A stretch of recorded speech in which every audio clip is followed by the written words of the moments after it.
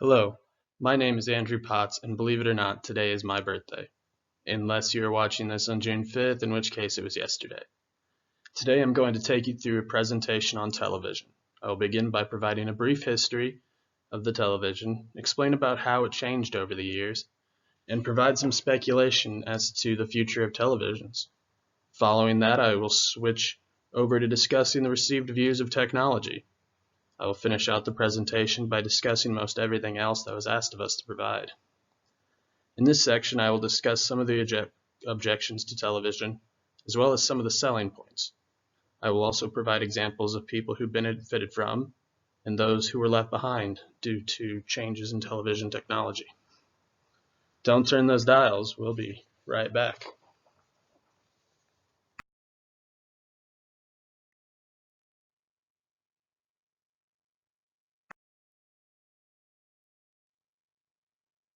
At the dawn of television history, two competing experimental approaches led to the breakthroughs that eventually made this technology possible. The invention of television began long before the first sets were available commercially, beginning with two German inventors. Paul Gottlieb Nipkow, born 1860, died 1940, and Carl Ferdinand Braun, born 1850, died 1918. Nipkow was a pioneer of mechanical televisions, seen there at the top, whereas Braun was a pioneer for electronic televisions, below.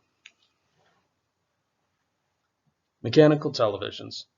In the year 1884, P.G. Nipkow invented a rotating disc technology designed to transmit pictures over wires. This technology, known as the Nipkow disc, was a large, flat, metal disc with a series of small perforations arranged in a spiral pattern. As the disc rotated, light passed through the holes, separating pictures into pinpoints of light that could be transmitted as a series of electronic lines. Nipkow's mechanical scanner system was the basis for mechanical televisions, a technology that was pioneered by Scottish engineer John Logie Baird, born 1888, died 1946. In 1926, Baird held the first public television demonstration at a department store in London. His demonstration used rotating mechanical discs to scan moving images into electrical impulses, which were then transmitted by cable to the television screen. 2 years after his demonstration in London, Baird expanded his technology by transmitting a signal from London all the way to New York City. In 1929, the British Broadcasting Company, BBC, adopted his mechanical system, and by 1932, Baird produced the first commercially available television sets, selling 10,000 of them.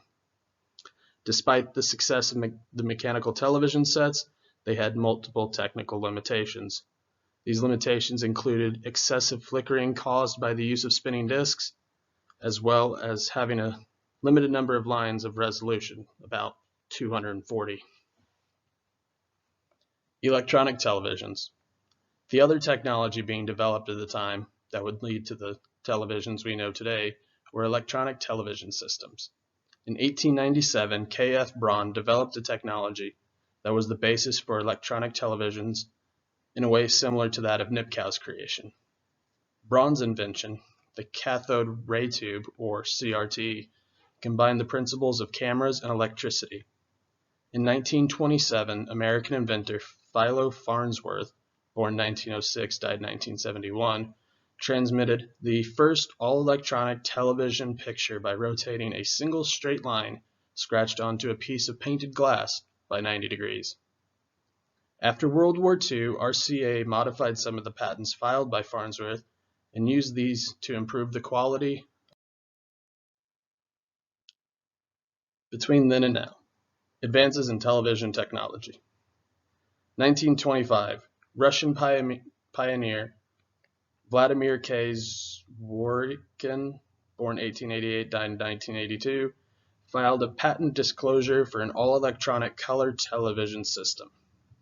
1947, Louis W. Parker, born 1906, died 1993, was a Hungarian-American inventor who developed the intercarrier sound system. The intercarrier sound system, used in all television receivers, processes audio and video signals together which reduces the cost of transmitters and number of stages for the signals. 1950. Zenith Electronics Corporation, then known as Zenith Radio Corporation, developed the first television remote control, known as Lazybones. 1953. Marvin Middlemark invents rabbit ears, the V-shaped television antenna that some of us may be familiar with. Also, based on a system designed by RCA, colored television systems began commercial broadcasting. This was also in 1953. 1964. First prototype for plasma television sets are invented by Donald Bitzer, Gene Slotow, and Robert Wilson. 1972. Closed captioning is first demonstrated and officially debuts on the public broadcasting system or public broadcasting service the following year. The future of television. If you have read Fahrenheit 451, you will likely know that the future of television technology is wall-to-wall screens on every single wall in the family room of your home. Or as in the book, I believe it's called the television room. 4 walls of television, news, and other programs blaring at you. I am still not sure how people get in and out of the room if there's TVs on every wall. That part in the book kind of confused me. There might even be evidence towards this advancement. According to research in Australia, in 2017, the average Australian home had 6.6 screens, up from 5.4 in 2012.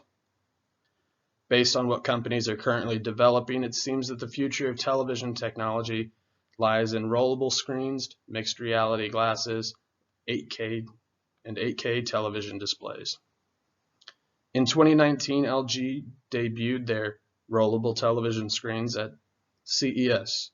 At the same time, many companies showcased their 8K television technology. Companies like Microsoft and Google are investing in and developing virtual, augmented, and mixed reality technologies. All of these technologies could lead the way for the future of television. The received views of technology. I wrote in one of the discussion boards about how received views are any views that we hold that we have not allowed to be challenged or changed by additional evidence of information. Progress.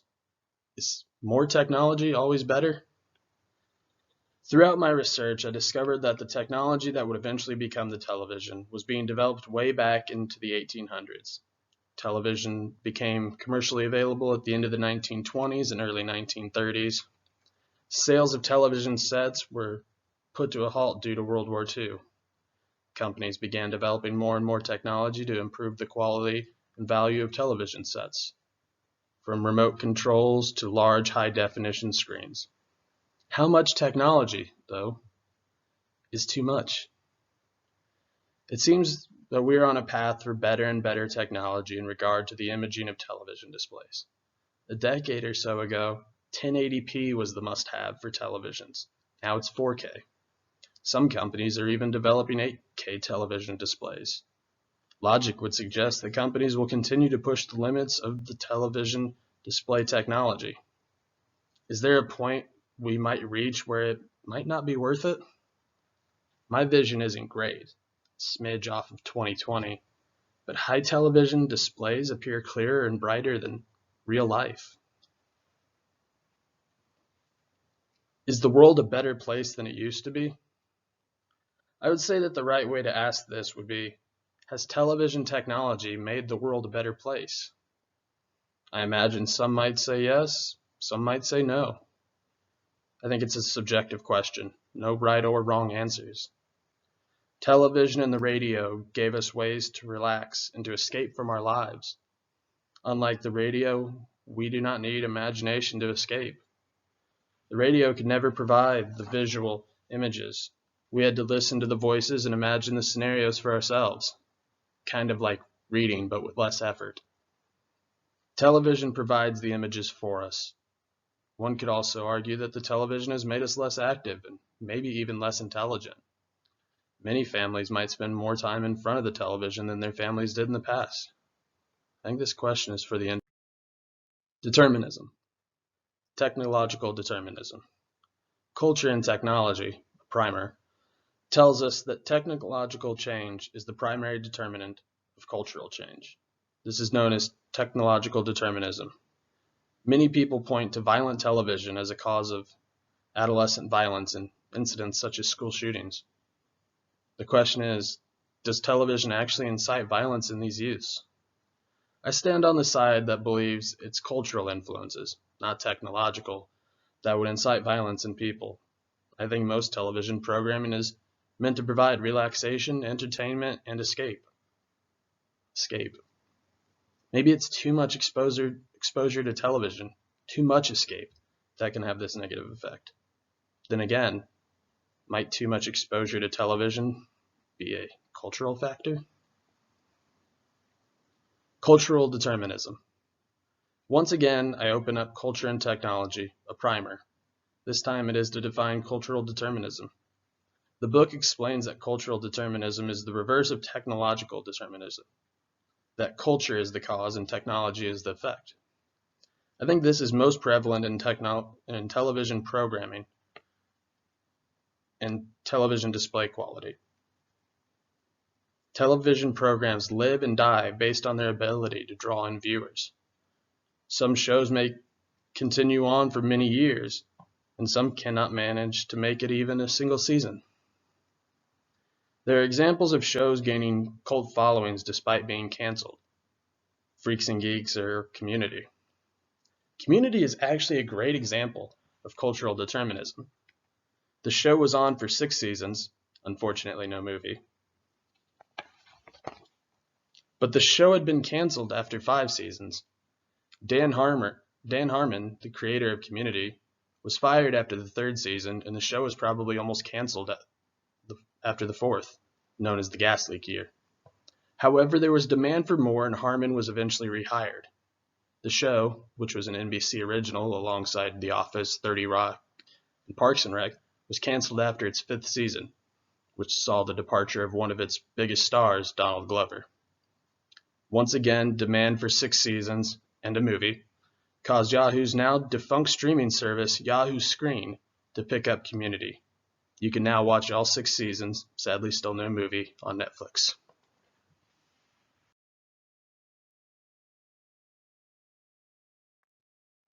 Control. Masters of our tools. As I mentioned before, I believe that we have a large control over our television sets. Between choosing the specifications, such as size and image quality, selecting the programs that can appear on our sets, and control how much time we spend in front of the boxes, we have much control over our televisions.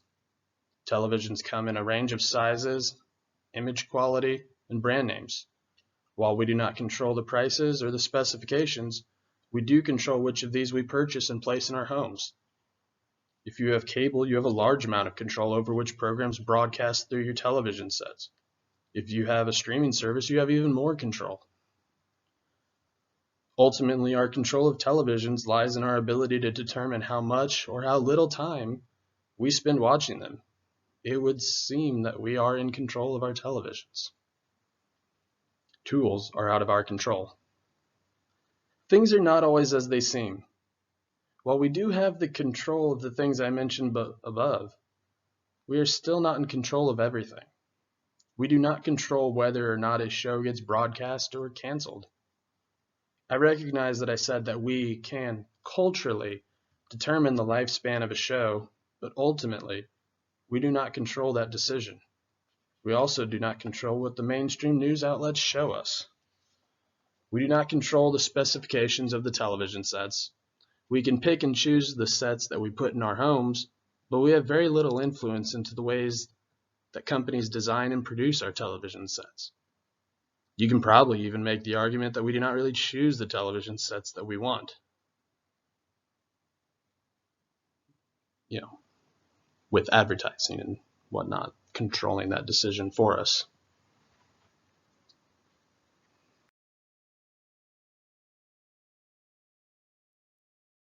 Everything else. What are some objections to this technology?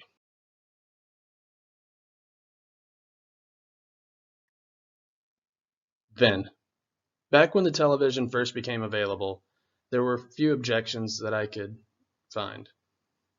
Firstly, the television sets cost about $500 at a time when the median income was about $1,300. For comparison, the median income in the United States in 2018 was about $63,000. If the rate of cost of television set to income had remained the same, TVs today would cost about $24,000. This was also at a time of great economic decline. Even after the Great Depression, televisions were not in great demand due to fears of an impending war. Radio was king at the time, and I think that even people who could afford would rather have kept their radio. Many years later, in about the 1960s, there were also objections to the amount of advertising and its influence on our lives. There were ads for everything. Your favorite show, your favorite program was sponsored or brought to you by a company. People had objections to that influence and felt that they had no control over their lives because the TV decided it for them. Now, I discussed earlier that many people, mostly politicians and parents, have objected to the violence displayed on television, as well as the median amount of time youth spend in front of the screen. I already talked about this, and it's my birthday, so I'm done with that part. Future. I think that most objections to future technology might have more to do with the companies rather than the developing technology. There seems to be a lot of mistrust with the major tech companies, Apple, Microsoft, and Google. There is concern that these companies may use the technology to spy on private citizens or influence our lives more than they already do.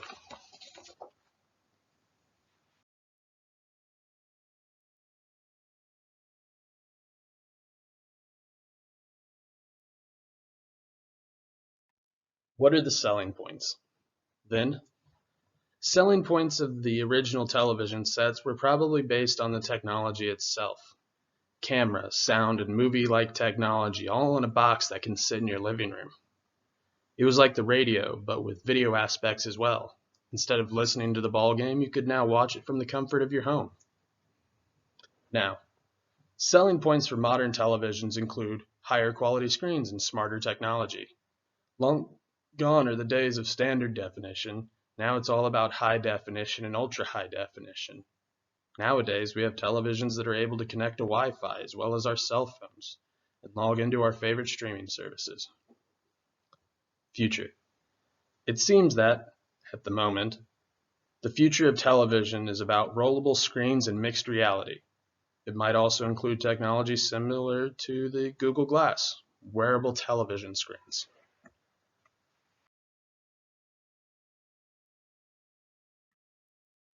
Who benefits and who is left behind from this technology?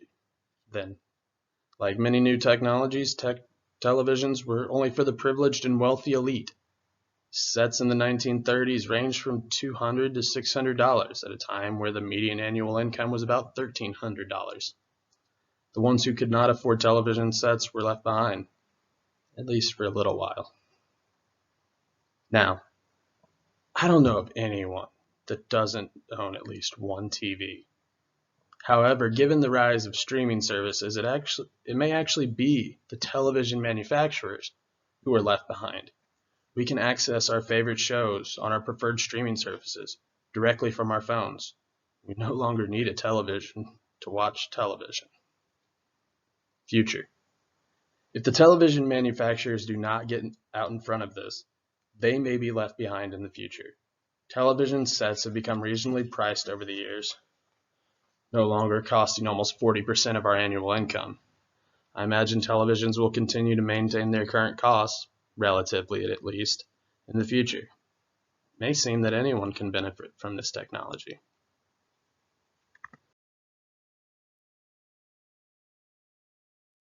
Conclusion. That's all, folks. Today we learned about the history of the television, the received views of the technology, and discussed some of the other things required by this assignment. The technology for the television began in the 1800s, developed even more in the 1900s, and grew into what we know today in the new millennium. From the competing mechanical and electronic television sets, we have Ultra HD smart televisions. My last imparting thought is this. It is only for the individual to determine if the television, or any technology for that matter, is good or bad. I really think this is a subjective matter.